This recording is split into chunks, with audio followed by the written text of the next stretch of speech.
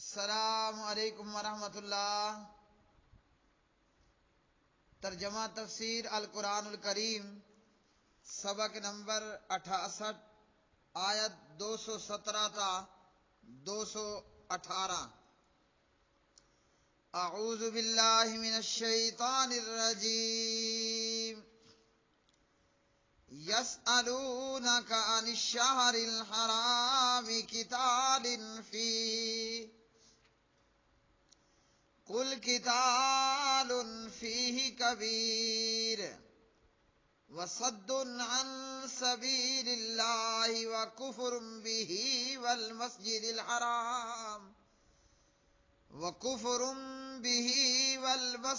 الحرام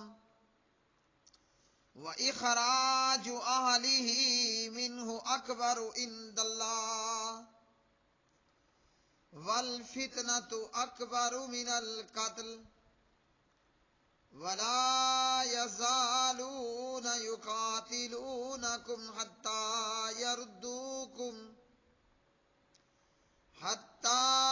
يردوكم عن دينكم إن استطاعوا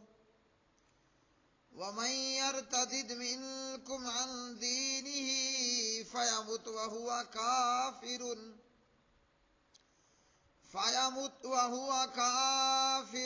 فأولئك حبطت أعمالهم في الدنيا والآخرة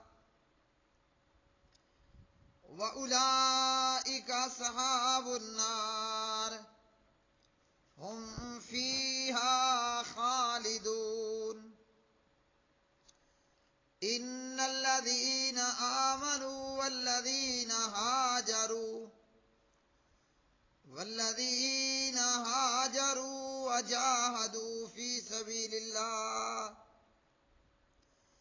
وَجَاهَدُوا في سبيل الله أولئك يرجون رحمة الله والله غفور رحیم۔ وہ آپ سے حرمت والے مہینے کے متعلق اس میں لڑنے کے بارے میں پوچھتے ہیں۔ کہہ دیجئے اس میں لڑنا بہت بڑا ہے، اور اللہ کے راستے سے روکنا اور اس سے کفر کرنا اور مسجد حرام سے روکنا اور اس کے رہنے والوں کو اس سے نکالنا اللہ تعالیٰ کے نزدیک اس سے زیادہ بڑا ہے، اور فتنہ قتل سے زیادہ بڑا ہے، اور وہ آپ سے ہمیشہ لڑتے رہیں گے یہاں تک کہ تمہیں تمہارے دین سے پھیر دیں اگر کر سکیں، اور تم میں سے جو اپنے دین سے پھر جائے پھر اس حال میں مرے کہ وہ کافر ہو، تو یہ وہ لوگ ہیں جن کے اعمال دنیا اور آخرت میں ضائع ہو گئے، اور یہی لوگ آگ والے ہیں اور اس میں ہمیشہ رہنے والے ہیں۔ بے شک جو لوگ ایمان لائے اور انہوں نے ہجرت کی اور اللہ تعالیٰ کے راستے میں جہاد کیا، وہی اللہ تعالیٰ کی رحمت کی امید رکھتے ہیں، اور اللہ تعالیٰ بے حد بخشنے والا نہایت رحم والا ہے۔ یسألونک، وہ پوچھتے ہیں آپ سے، عن الشہر الحرام، حرمت والے مہینے کے متعلق، قتال، لڑائی کرنے سے، فیہ، اس میں، قل کہہ دیجئے،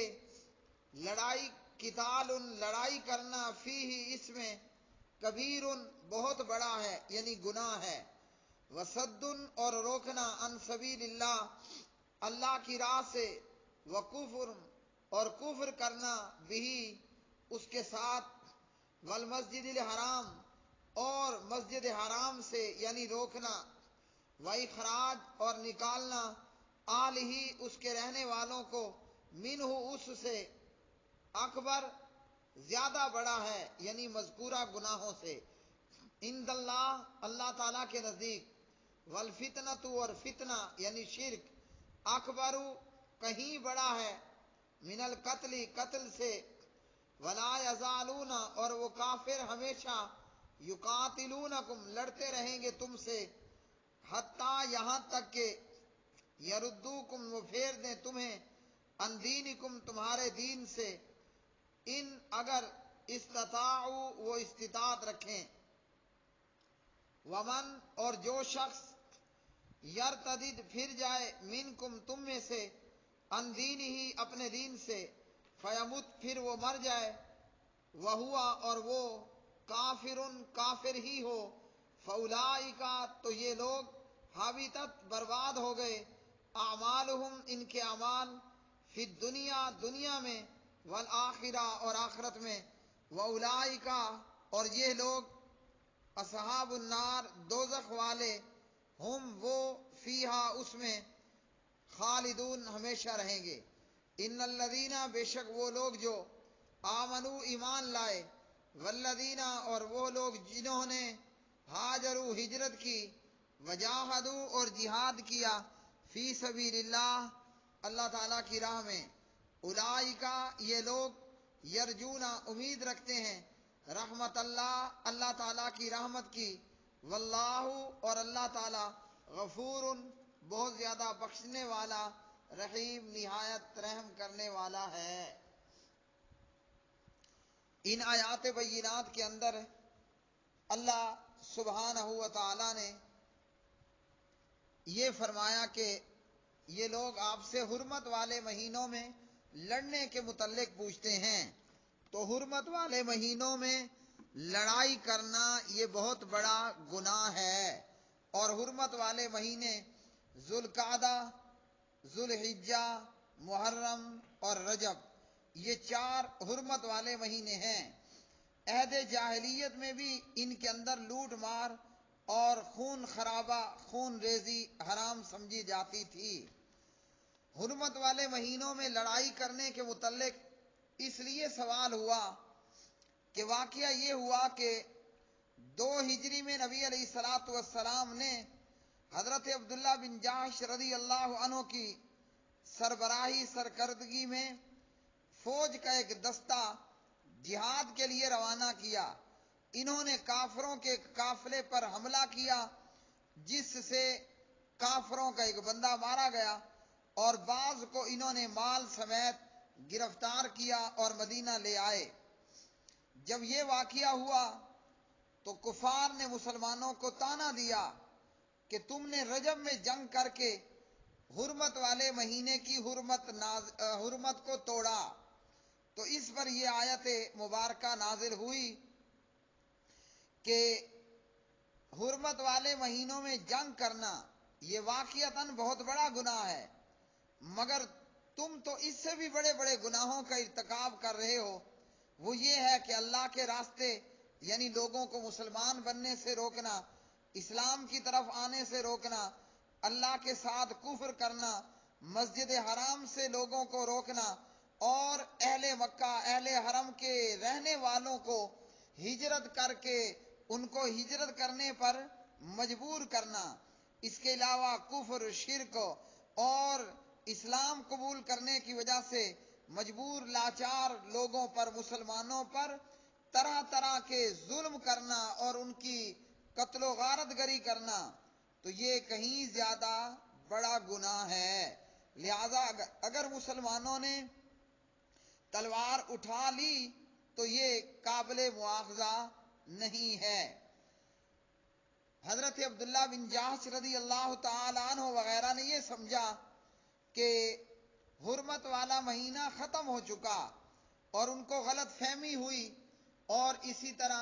اس کے تعلق سے کچھ دیگر روایات، اور ان سے ایک بندہ قتل ہوا۔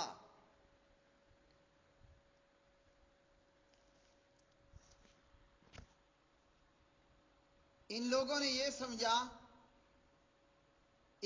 یہ سمجھا کہ رجب ختم ہو چکا ہے اور اب رجب کے بعد شعبان کی تاریخ ہے۔ اسی طرح جو بھی ہوا، مسلمانوں سے حرمت والے مہینے میں ایک کافر مارا گیا، جس پر کافروں نے طعنہ دینا شروع کر دیا کہ حرمت والے مہینوں میں تم لڑائی کر رہے ہو، اور بندے مار رہے ہو۔ اسی طرح بعض روایات میں یہ بھی بیان کیا گیا کہ جب یہ سارا معاملہ نبی علیہ السلام کی خدمت میں پیش ہوا تو آپ صلی اللہ علیہ وسلم نے فرمایا ما امرتکم بقتال فی الشہر الحرام، میں نے تمہیں حرمت والے مہینے میں لڑنے کا تو حکم نہیں دیا تھا۔ پھر یہ صحابہ کرام بھی پریشان ہوئے، دیگر لوگوں نے بھی نکتہ چینیاں کی، تو بالآخر جب باتیں زیادہ ہی شروع ہو گئیں، اس پر اللہ رب العالمین نے یہ آیت مبارکہ پھر نازل فرمائی کہ آپ سے حرمت والے مہینے میں لڑنے کے متعلق سوال کیے جا رہے ہیں۔ حرمت والے مہینوں میں لڑائی کی حرمت والے مہینوں میں لڑائی کی حرمت اکثر فقہا کے نزدیک سورہ توبہ کی آیت قاتل المشرکین حیث وجدتموہم کے تحت منسوخ ہو چکی ہے، اور اسی طرح پھر سورہ توبہ کے اندر ہی اللہ نے یہ بھی بیان کر دی کہ ان عدت الشہور عند اللہ اثنا عشر شہرا، اللہ کے نزدیک مہینوں کی گنتی جو ہے وہ 12 ہے، منہا اربعۃ حرم، انہی میں سے 4 مہینے حرمت والے مہینے ہیں۔ اور اسی طرح دیگر آیات حرمت والا مہینہ حرمت والے مہینے کے بدلے میں ہے۔ اس سے معلوم ہوتا ہے کہ حرمت والے مہینوں میں لڑائی کی اجازت کا سبب یہ ہے کہ کفار چونکہ ان مہینوں میں بھی مسلمانوں سے لڑنے کے لیے آمادہ رہتے ہیں، اس لیے مسلمانوں پر بھی ان مہینوں میں نہ لڑنے کی کوئی پابندی نہیں ہے۔ اگر کفار بھی ان مہینوں کی حرمت کی پاسداری کریں تو مسلمانوں کو بھی کرنی چاہیے۔ اور اللہ رب العالمین نے کافروں کے تعلق سے فرمایا ان کی یہ کوشش ہے کہ وہ تمہیں تمہارے دین سے پھیر دیں، اور پھر اللہ نے فرمایا کہ جو دین سے پھر گیا، مرتد ہو گیا، اس کے سارے اعمال ضائع ہو گئے۔ اور نبی علیہ السلام نے فرمایا من بدل دینہ فاقتلوہ، جو اپنا دین بدل دے، اسلام کو چھوڑ دے، اسلام قبول کر لینے کے بعد مرتد ہو جائے، اس کی سزا یہ ہے کہ اس کو قتل کر دیا جائے۔ صحیح بخاری حدیث نمبر 3017۔ پھر اللہ رب العالمین نے فرمایا بے شک وہ لوگ جو ایمان لائے، ہجرت کی، اللہ کے راستے میں جہاد کیا، یہی لوگ اللہ کی رحمت کی امید رکھنے والے ہیں۔ یعنی ایمان، ہجرت اور جہاد یہ ایسے اعمال ہیں کہ جن کے نتیجے میں دل کے اندر اللہ کی رحمت کی امید پیدا ہو جاتی ہے۔ وآخر دعوانا ان الحمد للہ رب العالمین۔